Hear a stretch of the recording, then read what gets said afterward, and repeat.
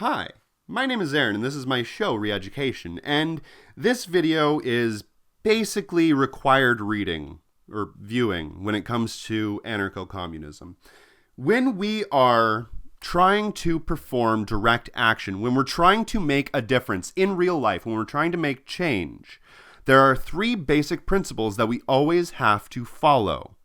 Those principles are as follows: permanent conflict, self-governance, and attack. Now I'm going to go through those one by one. Permanent conflict. Now what does that mean? Well, basically, it's the idea of never giving up. For example, when we are talking about, say, the Dakota Access Pipeline, they were very good at never giving up. They were very good at permanent conflict.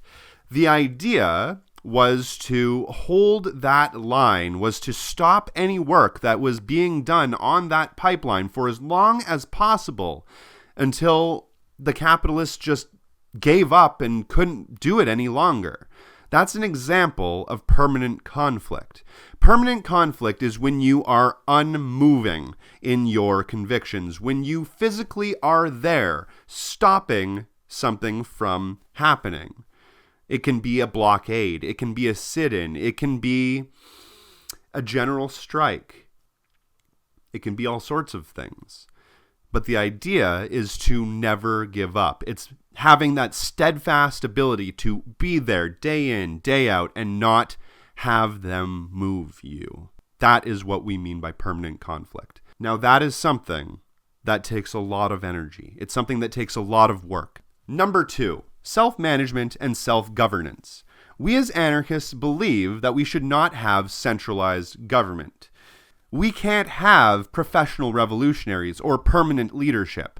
That's not something that we should be striving for. And the reason why is once you have a professional leadership or a professional revolutionary body or a professional organization in general, then you create a structure that inevitably puts its own interests above that of the revolution.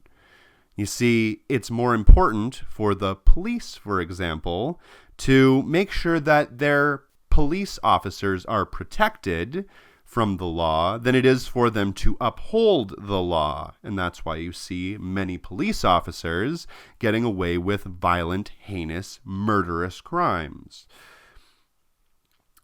When you have an organization, a permanent professional organization, their interests are towards continuing that organization, not towards the specific goal.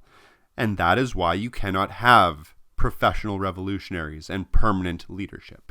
Number 3 is attack. And I know that sounds violent, and I assure you that it doesn't have to be. For the most part, number 3 is peaceful.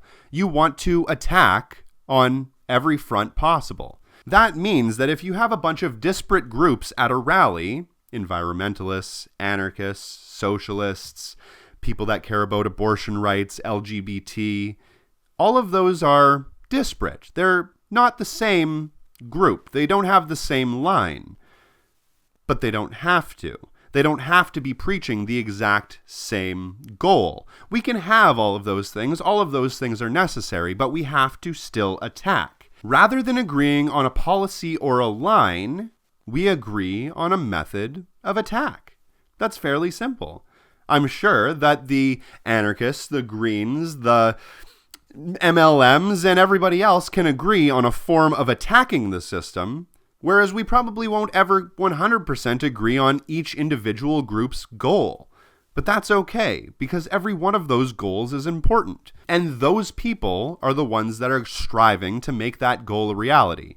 Let them deal with their goal, you deal with your goal, but you have to coordinate with each other to attack. Now remember, as I said before, I do not endorse violence, so when I say attack, I mean in every other way but violent. But I don't mean that you can't be aggressive, especially in your tactics. We have to do this tactically. We have to think smart. We have to do this in a way that actually affects the situation. Hit them where it hurts. Hit them in their pocketbooks. Hit them in their rhetoric. Hit them in their propaganda. From what I see, these 3 points are the most important and the most beneficial when it comes to anarchistic activism. At least that's the way I look at it. My name is Aaron. This is my show, Reeducation. Thanks for watching.